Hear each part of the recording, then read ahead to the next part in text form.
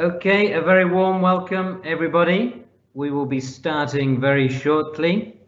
While we're waiting for Hala to adjust her scarf and gloves and etc., could you give us a shout out and let us know who you are and where you are from? Thank you very much. We'll be starting in a few minutes.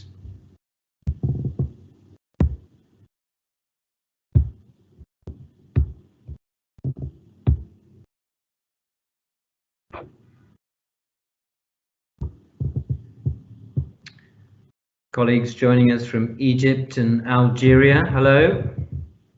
From the Yemen also.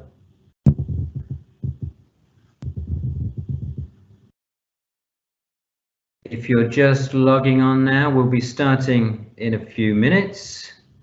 In the meantime, could you give us a shout out in the question and answer box? Let us know who you are and where you're from.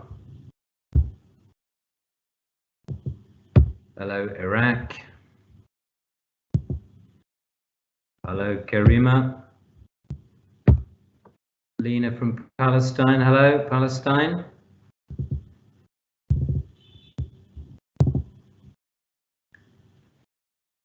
And Guna from Bahrain. That gives me an opportunity to practice my pronunciation of the word Bahrain.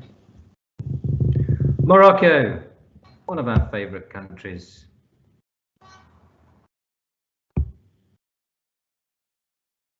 Saudi Arabia. We'll be starting in a few minutes. Just finishing last gulp of coffee. While we're waiting this last minute, could you give us a shout out in the question and answer box, who you are and where you are from? Lots of colleagues joining us from the Kingdom of Saudi Arabia. Thomas is here from Oman, Hamid from Algeria, Atta from Iraq, Bahrain, and also one of our favorite countries, Rossi from Peru. Not many people know that Peru is part of the Middle East and North Africa region, but I think it is. Tunisia, via the US of A.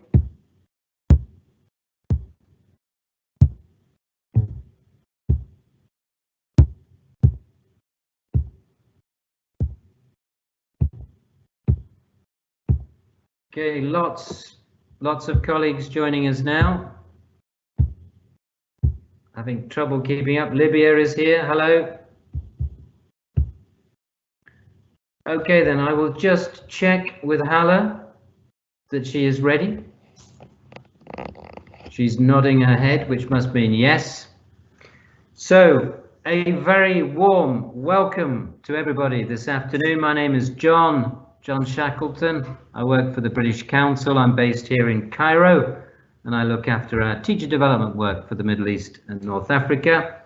I'm joined by my colleagues Nora Al-Saba from Bahrain and Amira Wahid, also based here in Cairo, and our dear colleague and friend Asil, also from Cairo as well, and Hala, of course, who will be talking to us any second now. Please do use the question and answer box throughout the webinar. We're interested in your questions and your comments, and we'll be pausing momentarily, of course, to answer those questions and reflect on your comments. So keep those coming in as you are already doing. Thank you very much indeed for that.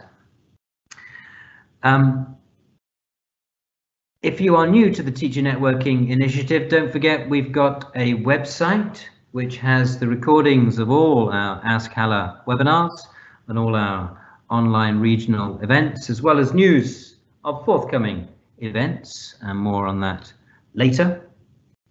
So, introductions out of the way. I think we're ready to start now. So today's topic, pathways and planning for professional development. I always say this is a key topic, and I think the reason I always say it's a key topic is because we choose key topics with your help and support and suggestions. It's a key topic because I think for all human beings, I would say, and teachers, of course, are human beings, although sometimes I think back to when I was at school, and I'm not sure that some of the teachers I had there were quite altogether human, but generally speaking, we are all humans. And for humans, a sense of where you're going, a sense of what you're good at, a sense of what you need to work on, and how, therefore, you're going to get to where you're going, you're going to get to your goals and fulfill your ambitions. That, we would argue, is absolutely key for coherent professional development. A goal, an idea of where you are currently, and therefore what you need to do in order to reach your goals. Without that, we think it's difficult really to have coherent professional development. And this is what we'll be discussing today. And I'm now going to hand over to Hala, who is ready to start the webinar. Hala. Thanks very much, John. Thanks for the introductions. Hi, everybody, and thank you for coming to our 7th webinar in the series. And it's about planning for your own continuous professional development and your career pathways. So our objectives for today's webinar is thinking about self-assessment and why we need to self-assess. And we'll be looking at how to decide on where to go next in the new era and what are the tools and resources to help you to plan for your career. So I'd like to start my webinar today by perhaps the most important event that happened to me in the last 10 years is meeting His Royal Highness Prince Charles. And I've been thinking now about my career pathway and how I started as a school teacher, where meeting the supervisor was a very unpleasant experience. I'm not saying that all supervisors are like that, but at the very beginning of my career, when I started first teaching at a school, I had a supervisor, and really meeting her was a scary experience for me. She used to criticize my lesson planning, and she used to look at my teaching notes and blaming me for every single thing I put there. So meeting Prince Charles last week made me think really about my journey from meeting the supervisor, the unpleasant supervisor, to meeting His Royal Highness, and from being a school teacher, starting as a school teacher, to be like head of department at an organization like the British Council. So that's my career pathway. It's a long story. I learned a lot. I've met different people. I've met so many people. Most of them have supported me and opened up opportunities for me. I learned from my colleagues. I did an endless number of observations. I watched an endless number of teachers who teach. So I'm thinking now about my current role and how many opportunities I can create to help others, young people as the ones you can see in the picture, or other teachers, and how much I can inspire other teachers and the teacher educators through my current job. So that was my first thing I wanted to start with in today's webinar.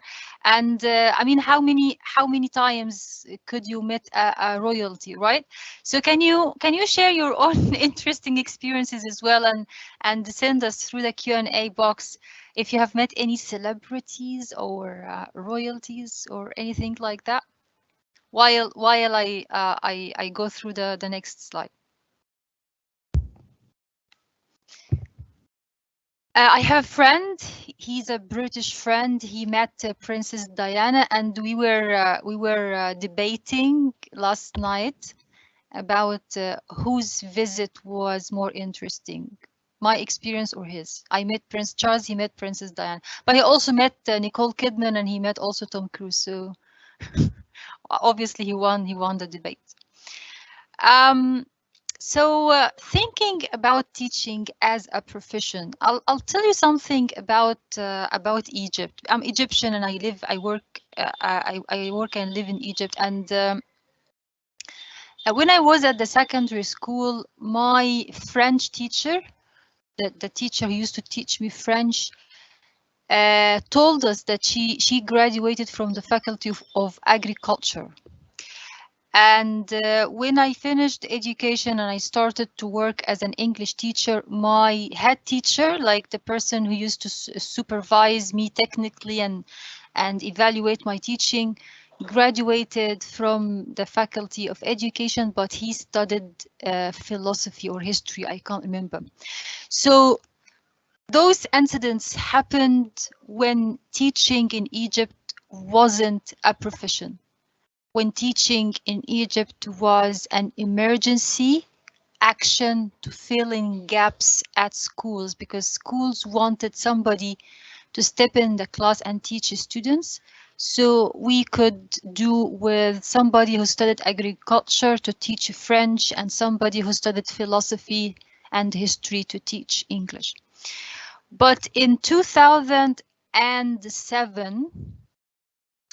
teaching in Egypt was announced officially by a presidential decree that it is a profession. And when you say it's a profession, it means it has regulations, it has standards.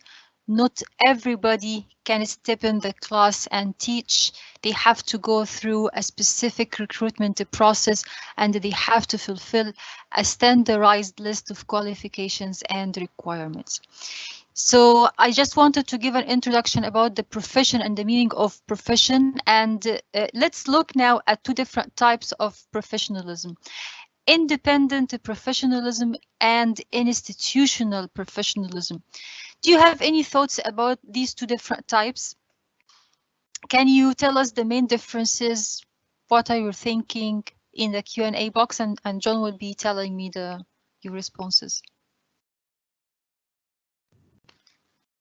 Got a couple of celebrities. Really? Okay. Yeah, the US ambassador to Morocco. Nice one.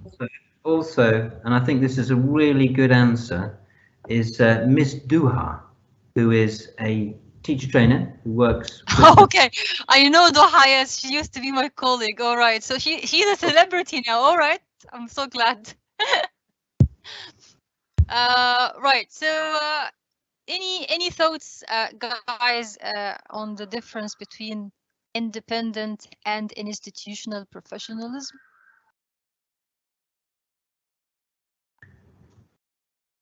Not at the moment. Right. Okay. So keep thinking while we look at what Luang in 2009 said.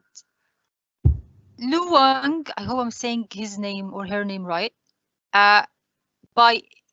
Let's focus on independent professionalism. And by independent professionalism, Luang refers to the teacher's own views of teaching and the processes that come with that, by which teachers engage in reflection on their own values, beliefs, and the practices. So if you think about your own professionalism, your independent professionalism, you think about your own way of reflecting on your values, beliefs, and teaching practices, and how you view teaching and the processes that come with that, through which you engage in the reflection process. And this is thought to be a very important thing and a key to long-term professional development. So we're speaking about professional development today, and if we'd like to talk about sustainable and continuous professional development, we need to really think about the independent professionalism more than the institutional professionalism. When the teachers have the ability, and when they develop the ability and the confidence to be able to reflect consciously and systematically on one's teaching experiences, now they are on their way of long-term professional development, sustainable professional development. So we want you to keep reflecting, analyzing consciously and systematically about your own teaching values, beliefs, and the practices. This represents the core of your independent professionalism. However, institutional professionalism is still important as well. It's not as important as independent professionalism from a teacher's lens, but institutional professionalism refers to what the profession looks like from the institution perspective. What does the school want me to do? What does the school, or how does the school consider an effective, a successful teacher is? Same for the ministry and same for the state itself. So what do the school, the state, the ministry think of an effective teacher?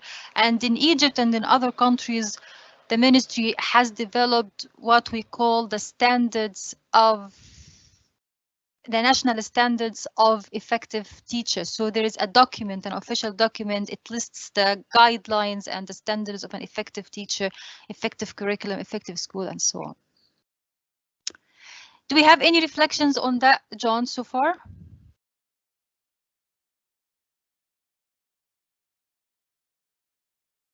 John, are you still here?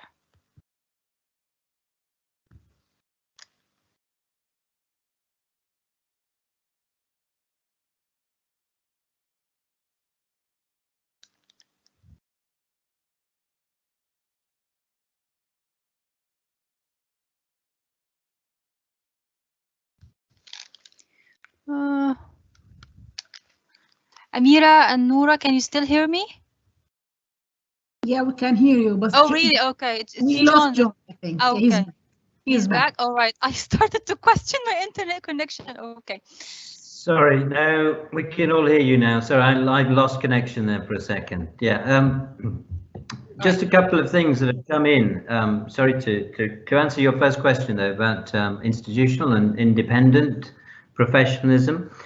Saida, institutional is more enlarged, so maybe a bigger scope, she's suggesting, and independent, two expressions that have come up: self-learning and self-based framework. So self-based framework, I'm not entirely sure I understand exactly what that means, but perhaps something to do with frameworks based on self-assessment, perhaps. Okay, all right. Good point. Interesting as well. So, okay, we agreed that teaching is a profession, and a profession needs standards, and it needs also continuous and sustainable professional development. And we said that independent professionalism is key to long-term professional development. And we gave a more or less a definition of independent professionalism, which is mainly around your own ability to reflect on your teaching practices. To help you think and reflect on your teaching practices, Li Yong also provided a set of questions to guide your thinking while you're reflecting on your teaching beliefs. So we summarized this set of questions, and the set mainly include questions about what kind of teacher am I, and what kind of teacher I'd like to be, or the ministry would like to be, or the school would like to be. And what am I trying to achieve for myself and for my learners through my job? What are my strengths and weaknesses as a language teacher? How do my students and colleagues view me? How and why do I teach the way I do now? And how have I developed as a teacher since I started teaching? So hopefully those general questions help you make a start on thinking about your own teaching beliefs and the practices. Tell us through the Q&A box if you think those questions are useful, and if you think those would really trigger your thinking and your reflective practices. While we're doing this, we'll be looking at what another group of teachers and teacher educators thought when Asil met them and asked them about their thoughts around their professional development, their planning, and their career pathways. Asil, would you like to tell us what did you get from this group? Yes, hi. Can you hear me, Hala? Yes, I can. Hello, everyone. And today, have your say. I have asked a group of teachers about what they're good at and what are the areas that they would like to improve and their professional development plan. So on the left, is their answers about what they're good at. So they said that they're good at putting 21st century skills in action, teaching, training, computing, and mind mapping, confidence, trying new teaching approaches, communication and adaptability, empathy and patience, and teamwork and leadership. And the areas that they would like to improve, they are developing their own abilities, developing the skill of research, writing, speaking, and listening, teaching students with SEND, pedagogical knowledge, and acquiring techniques. Of course, as teachers, we always on the path of learning new things because we cannot just keep using the same materials or the same teaching approaches. So their plan is always improving themselves, improving their teaching methodology. For example, one of the teachers said that working on their doctorate degree. So these are all the things that they hope to achieve, and they're part of their plan of their professional development. Thanks very much, Asil. John, thank you. Do we have any comments on the last two slides? I'm just having a look now. I was just going to say it's very interesting what Asil was saying about research in there as being a kind of a developmental goal. I thought that was quite interesting. And also in terms of empathy and confidence as well. So teachers that Asil spoke to feel that they're very confident and understand their learners, but need help and support with SEND and also with research. I think that's the two very interesting points to come out there.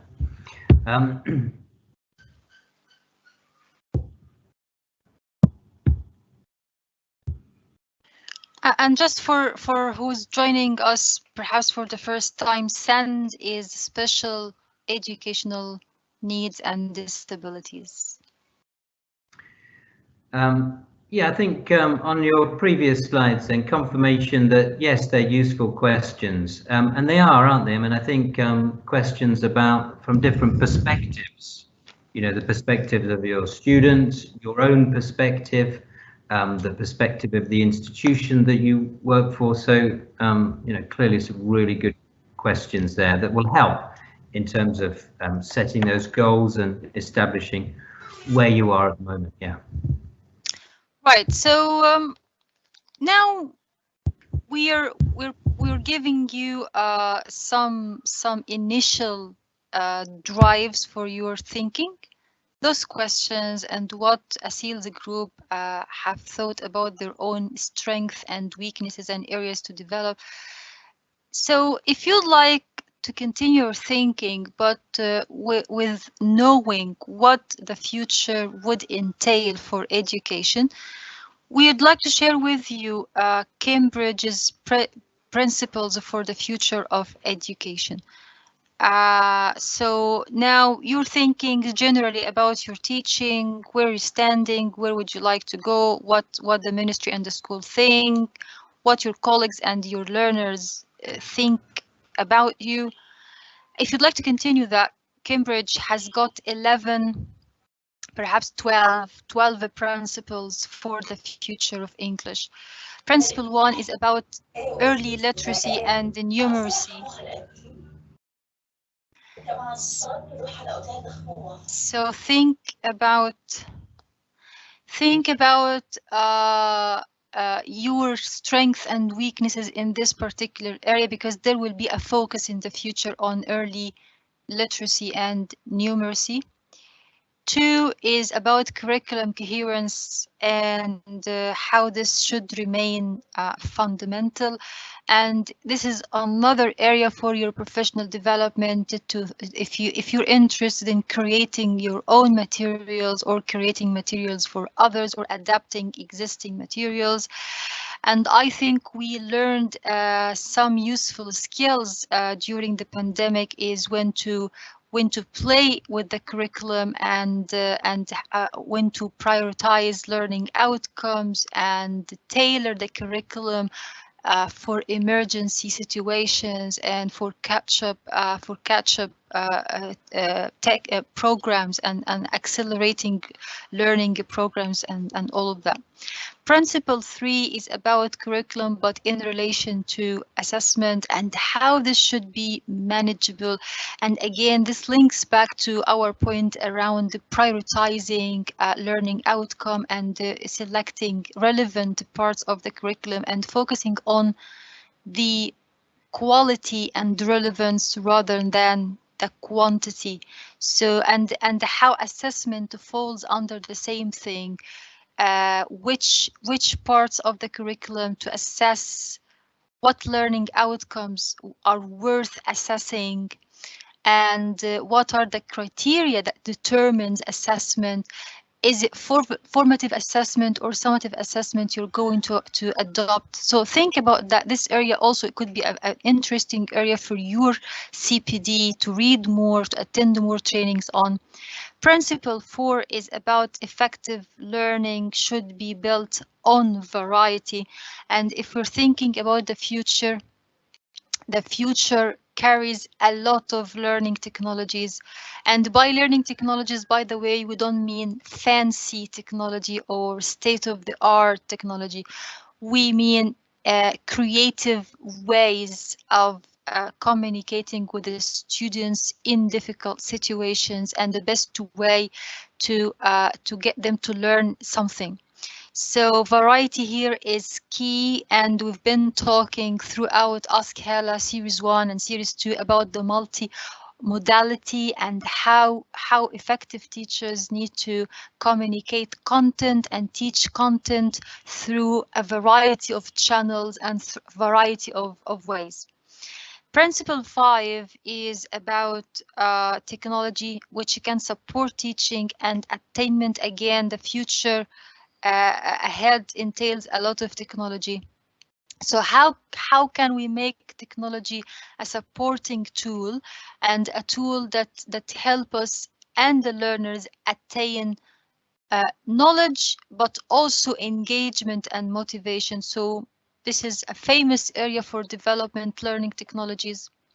Principle 6 is around the training and support given to teachers, and this is really a no-brainer, and it's central to the future. The experience has showed us that if we're in crisis, we mainly depend on how the teacher would manage and how the teacher's skill to survive and to make the learners and the parents survive as well. Principle 7 is about evidence, and this links back to something that Asil got from her group of teachers, research. So research and evidence are essential and are key to any effective CPD program. Think about research, think about evidence, think about inform your teaching and your teaching decisions and backing those up by evidence and research. Principle 8 is about access to high quality materials and how this is essential. We talked about materials, we talked about creating materials, but also curating and selecting materials and how to make decisions, how to make your selection. What is a good source of materials? What is a credible and reliable source of materials?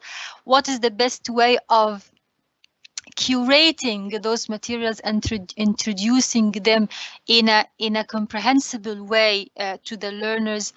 So materials and the quality of the materials is something, and accessing the materials is something else. Make sure your materials are accessible and the people and learners and parents can deal with them. Principle 9 is about dependable assessment or reliable assessment. Again, think about the assessment that you can rely on, assessment that can give you accurate data, an accurate picture of the students' real performance. And picture of the students' performance doesn't always have to be a quantity, doesn't always have to be a mark or a grade or a percentage. It could be something that you cannot quantify, but it's something you can talk about, like change in their behavior or change in their attitude or their change in how they deal with remote learning and other similar issues.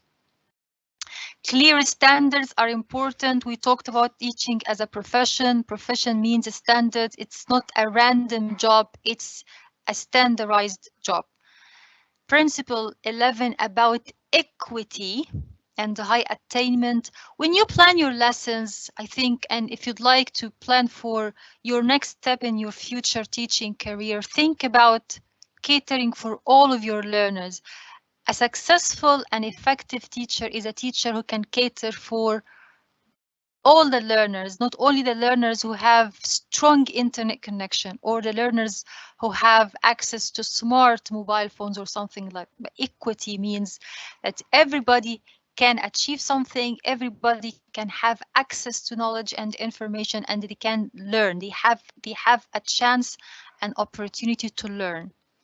Last principle is quite interesting, really. Again, the experience has shown us that the world speaks so many languages. It's not only English, and the parents who are becoming more and more an instrumental supportive tool for teachers do not always speak English. So the first language together with the second language are essential skills. Think about multilingualism, think about the first language and how can you use the first language in class and out of the class at home to support the learning of the second language. If I can just leap in there, I mean, in relation, Hala, to what you're saying about thinking about the future, thinking about what's going to be important in the future for the teaching and learning of English as a very, very important part of planning your career and planning your professional development pathways. A couple of comments have come in confirming quite clearly about the importance of the integration of ICT in technology, the importance of digital apps. So confirmation there that in thinking about what we want to focus on as teachers to meet our developmental goals, and clearly, as we've been saying for months now, our ability to navigate the digital world, absolutely essential. And a comment also about empathy. Asil mentioned empathy as well, and that you know, that's been a challenge during the pandemic. So again, something to think about in terms of who am I as a teacher, one of your fundamental questions at the beginning. How empathetic am I? I mean, how can I become more empathetic in terms of planning my professional development? Yeah, thanks. Thanks very much. So Cambridge framework, the one you can see on the screen now, focused on 3 main areas in your profession: learning, teaching, and assessment. So check that out if you'd like to get a taste of what the future will be like in terms of education and teaching. Right. So I was really interested in the different models of the teacher's career pathways, and I found this from a project that was funded by the European Union, and I think it was in Cyprus, I think, or something, and it gave 6 different models of how teachers can advance in their career routes or career pathways. So moving upward, it's when you decide to move from a teacher to a head teacher, and upward. Moving up and along, it's when you develop your ability as a competent teacher in a specific skill, teaching skills. For example, if you'd like to take if you'd like to learn more about pedagogy and develop your pedagogical expertise. And at some point when I started working for the British Council in 2010, like a year and a half or 2 years later, a managerial post opened, and I was thinking, should I apply for this? Should I apply for this job? Do I want to be a manager, or do I still want to learn more about teaching? Teaching at the British Council was a different world of teaching for me. I mean, teaching at school was great, but teaching at the British Council was a different thing. It has different standards, different level of challenge, etc. So I decided, after working for the British Council for 2 years, that back then, not to apply for this managerial post, but improve myself more in teaching, try out more teaching techniques, get more exposed to training.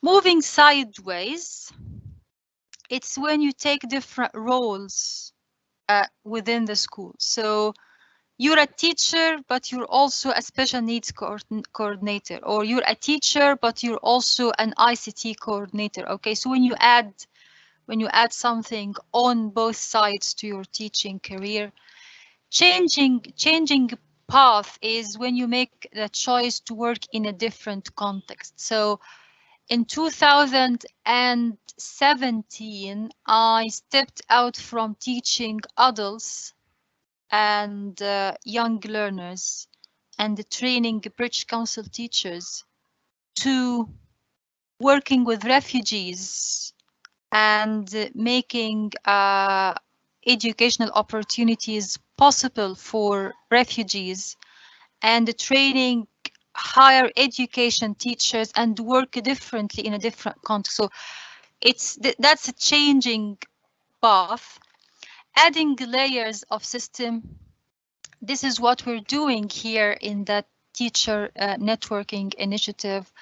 We are making networking available for teachers. So instead, or in addition to what you do at your school, what you do in your local context, we added a regional and perhaps international layer to your teaching opportunities, which might require broader expertise.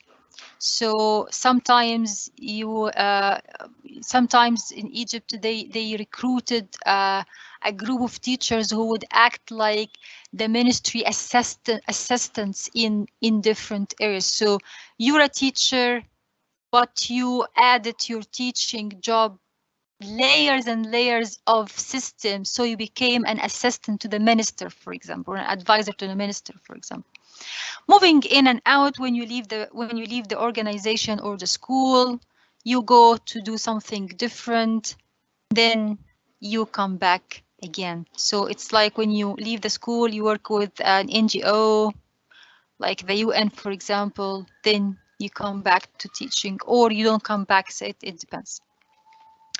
John, can you relate to this model? Because I can. I've told so many stories about myself. Can you relate yourself to this model? I can, and I think it relates a little bit to what you were saying right at the beginning, when you were thinking back to how you started and how you felt as a teacher when you started. And I think it's probably quite normal, and I certainly felt this myself, that when we're younger, we're very ambitious in relation to moving up, I think. But now, for me, now that I'm a bit older, not a lot older, a bit older, for me, it's around developing competence and skills at the current level I'm at in terms of my career, if you see what I mean. I'm less interested now in moving up through the hierarchy, and I'm more interested in developing my skills for where I am at the moment, if that makes sense. Yeah. And I learned a big lesson, really, John. It's moving upward only for the right job. At some point after I finished my Cambridge diploma and I spent like 5 years teaching at the British Council, I felt like, okay, now enough with teaching. Let's move upward a little bit. But again, move upwards require thinking about the right steps. So from 3 or 4 managerial jobs, I would choose one because it's the right job for me. It's not just the next moving upward step. Think about what you really want to do and what you're going to shine in, what you're going to excel in. You don't want to be miserable because you want just to move upwards. And I think the moving in and out also is a very interesting one when we're thinking about our career paths. And I think that some of the most interesting teachers are teachers who've got a breadth of experience that's drawn from different areas of work. And I can think of one or two in particular who joined either from industry or they spent 3 years with an NGO and got a different kind of perspective and hadn't spent all of their time with young people, for example. They'd had a mix of experiences, and I think that's when we think about what we want out of life and how we want our careers to develop, I think harnessing the variety that not being a teacher for a while and then returning to teaching, I think that's a really important point as well, and something to think about. Yeah. So you might feel during this webinar, but if you're feeling this way, you're feeling it right, because our approach in AskHala and the rest of the program is not really to tell you what to do. We're not telling you what to do. We're not giving you ready-made solutions or ready-made tools. What we're doing here is to stimulate your thinking and attracting your attention to useful resources and useful tools of thinking so that you can make decisions and the choices for yourself. That's our approach simply throughout the series. So if you'd like, you started by thinking about yourself generally with some generic questions. And we've looked at Cambridge framework, the 12 principles of the future of English, to give you a glimpse of what the future would look like.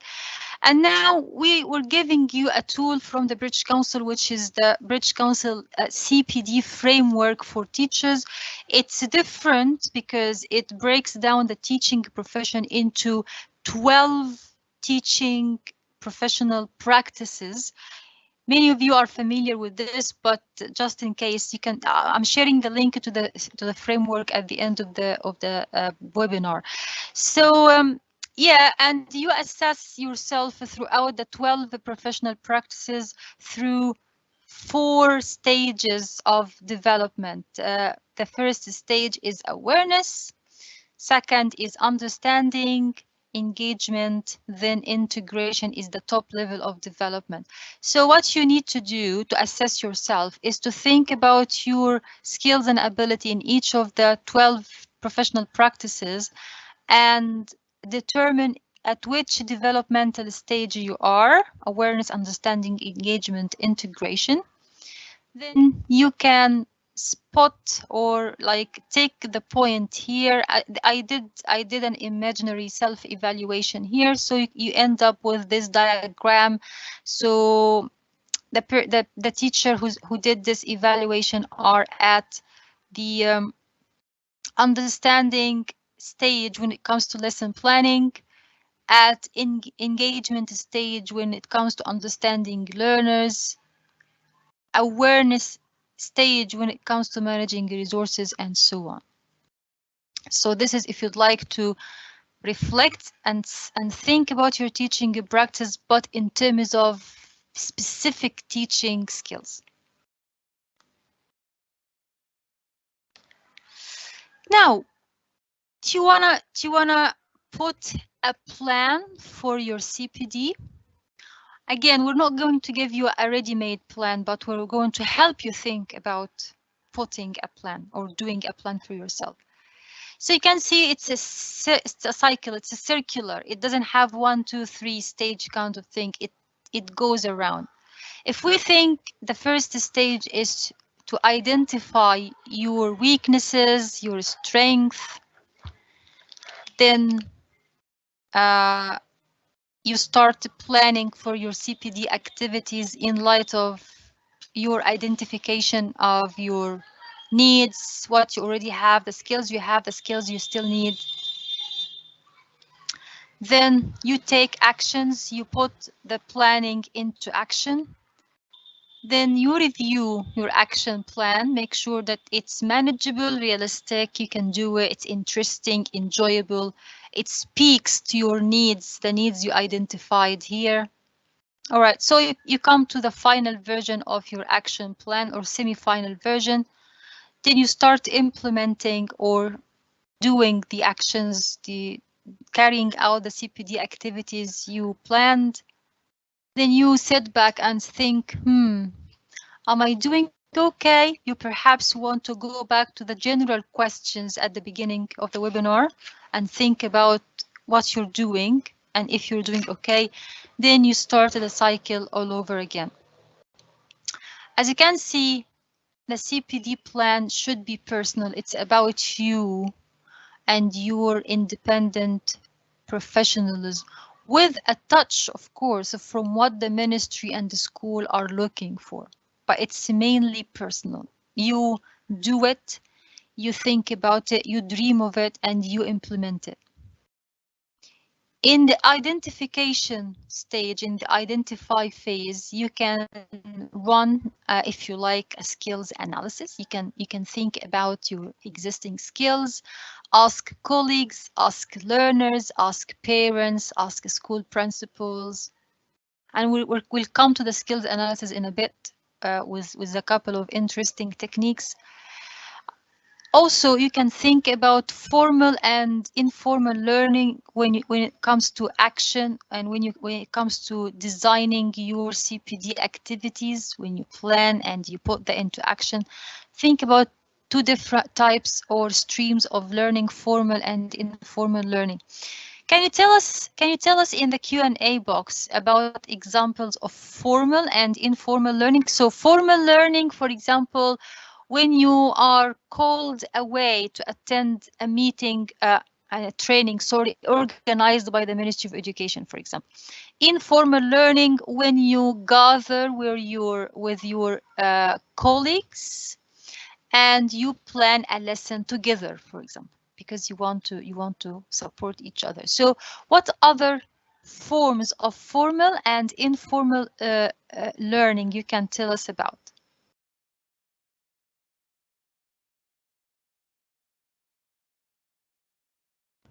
While we're waiting, if that's okay, Hala, for participants to think about that question, formal learning and informal learning examples.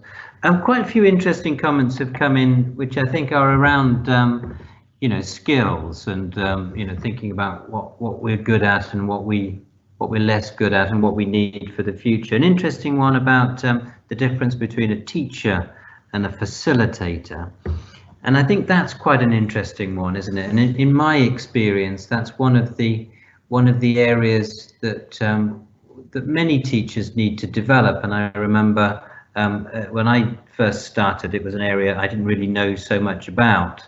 We used to teach from the front, quite teacher-centered. Our own learning at school had been quite teacher-centered and quite, quite despotic in some ways. So I think that's something that's a real focus, or should be a real focus in skills development, about becoming more of an empathetic facilitator, becoming much more learner-centered. And one of the professional practices you mentioned in the CPD framework, for example, which is around understanding learners, I think is a really important point in relation to that in order to get the most from our students, in order to help them to reach their potential, we really do need to understand them. And that's not necessarily a thing that comes naturally, or it's a skill that we have at the beginning of our careers. So I think that's a really, really important point, and a part of what should be on every teacher's professional development plan. It should be the goal of every teacher to understand their learners more and to facilitate learning rather than to tell students, for example, things they already know or things they don't feel that they should know or that they need to know in the future. Yeah, I couldn't agree more on what you said, John. Did we get any examples on formal and informal learning?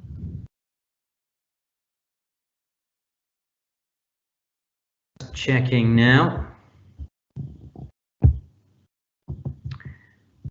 A lot of general points coming in around around planning and around the kinds of roles that a teacher has.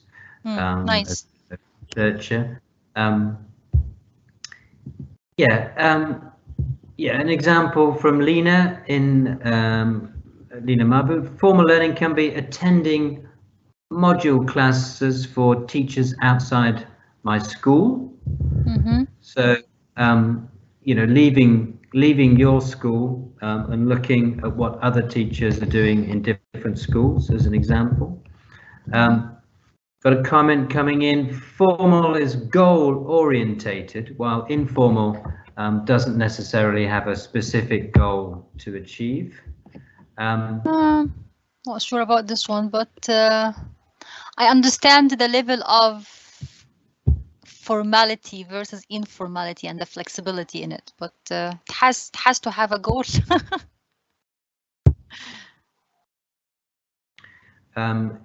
Again, Lena, informal learning can be from the home or within the community, for example.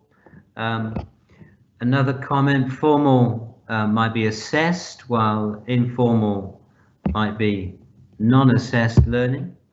It's a good suggestion. Frederick says, informal learning, that's where students are able to set their own targets or objectives, let's say through videos and games.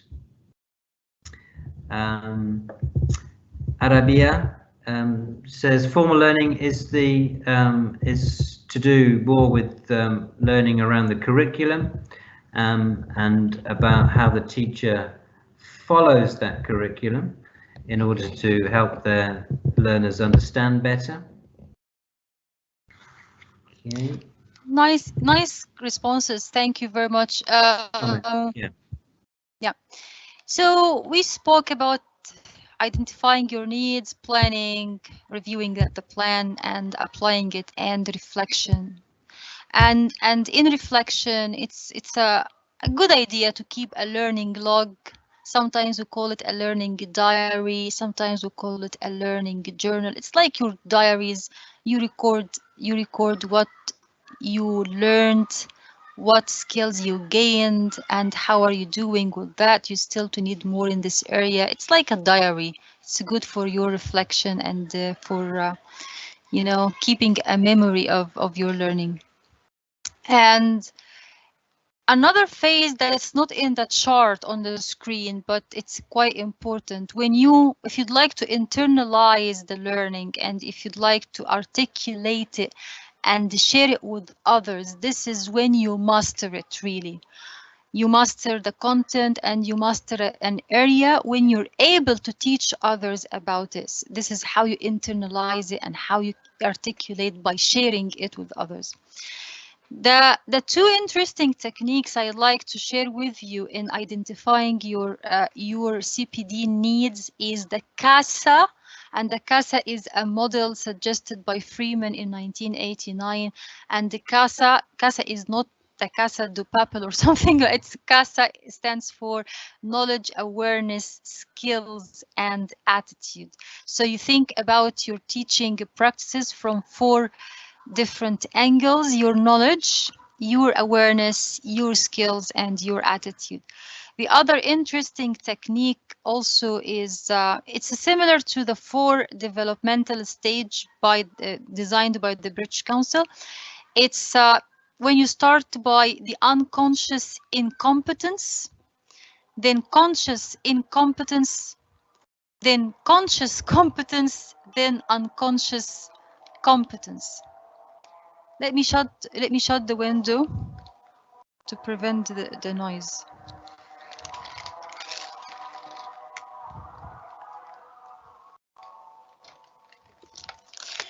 Right, so the unconscious incompetence, when you don't know something, but you don't know that you don't know. You're unaware that you lack the competence. Then you start thinking about your knowledge gaps. This is when you have conscious incompetence. So you know you lack something, but you know about it. So you know that you don't have these skills. You know it. You're aware of it. Then the conscious competence is when you start to develop yourself in this lacking area. So you have competence now, and you're doing conscious effort to develop it. Then the unconscious competence, that's at the mastery level, when you have the competence and you're able to do it and at a very good level, but unconsciously, without really doing a lot of effort. You do it now naturally without thinking too much about it. It's similar, close a little bit to the 4 developmental stages. So I don't know something and I'm unaware of this. I don't know something and I'm aware of this. I know something and I became aware of it. That's why I know it now. And I know something very well that I don't have to think about it while doing it.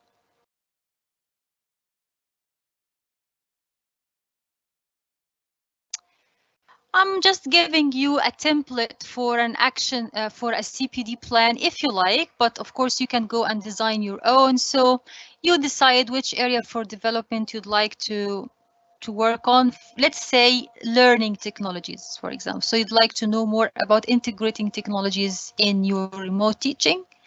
Then you write down the activity. What are you going to do to tackle this? Are you going to attend the AskHala webinars? Are you going to attend the Cambridge English webinars, conference, read an article? What is it exactly?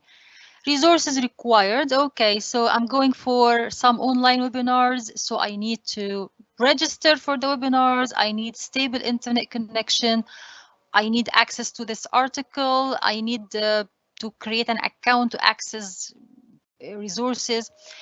Planned completion date. If you'd like to give yourself a date by which you complete this activity, then you can check on progress here. Then you can put some success criteria for yourself, like my success criteria for integrating learning technologies is being able to design a series of lessons to be delivered remotely using low technology, for example. All right, and this is another template for a detailed activity. It's like taking this column here and detail it here. Okay, date of CPD activity, what's it exactly, what did I learn, who will use it, how I will use it afterwards, and so on. So these are just some just suggested templates for you if you want to. I think I'm going to skip this part because we don't have time.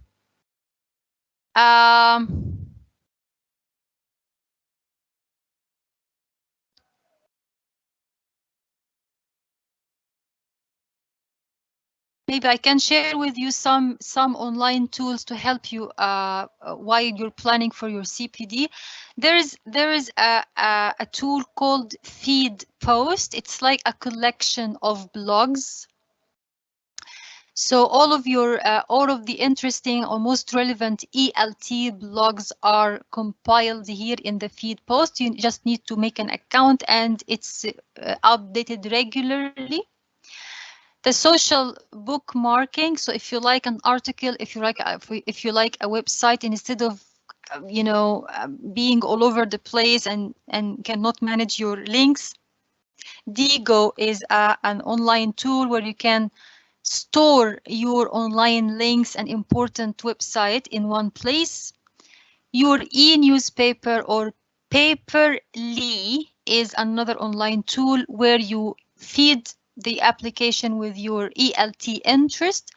Then the application auto-generates all of the articles and all of the resources relevant to your interest. So let's say I want to know how to teach speaking remotely. So Paperly would generate a newsletter for you or a newspaper for you with all of the relevant sources on that topic. And the Facebook groups, of course, you can join the British Council Facebook group. There is another Facebook group called the Cult of Pedagogy, Edutopia, 101 Teaching English. There is loads of ELT Facebook groups that you can join. So that's all for today. We talked about self-assessment, different approaches of assessing yourself, and where to go next and how to decide on that. And we shared some tools and resources to help you in your planning. These are some useful resources that I'd like to share with you. The British Council CPD framework, of course, for teachers. And there is another PDF file published by the British Council in Nepal, I think, about ideas, practical ideas for CPD, something like research, observations, mentorship, lots of things really. That it's a long list of that. And there is another blog. It's called The Big List of CPD for ELT. Again, it's a long list of suggested activities for your CPD, like attending conferences, signing up for specific special interest groups in the IATFL and all of that. And please do check out Sandy Millen blog. She's fantastic. She writes gold. And specifically her article or her blog on exploiting online CPD. Check her out, and thank you very much. Hala, thank you so much indeed. You've given us all a lot of food for thought, as well as some really useful tips and tools. I think your questions at the beginning, the starting questions, before we think about our professional development pathway and goals, I think were really, really important and really key. The thinking about the future, so imagining, with the help of Cambridge, of course, what will change and what will be important in the future. That's got to be a key consideration, of course, in setting goals and thinking about what kind of skills that we want to develop.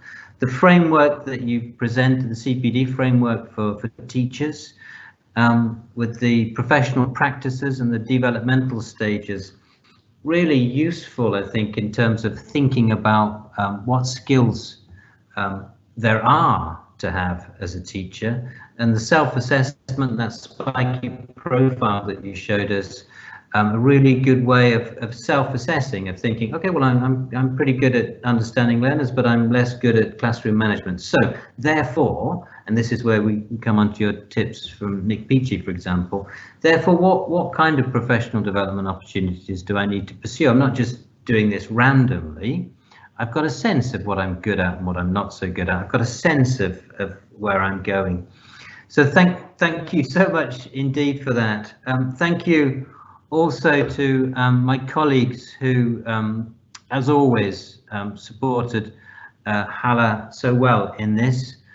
But most importantly, thank you very much to all of the participants, all of you who joined us today. Many of you have got some questions about qualifications, questions about recordings, some practical questions, some philosophical questions. I hope we've been able to answer some of those, if not all of them. Our next webinar, we're going to have a break for the festive period, but our next webinar is going to be on the 27th of January. It's a Thursday, it's the last Thursday of the month, 4 p.m. Egypt time, as always. More details on our website, of course. And the topic for next time is how to teach communicatively and still teach to the exam. Thank you very much indeed, everybody. Have a good evening. Have a good weekend, if the weekend is starting for you now. And we will see you in January. Thank you so much indeed. Very good evening.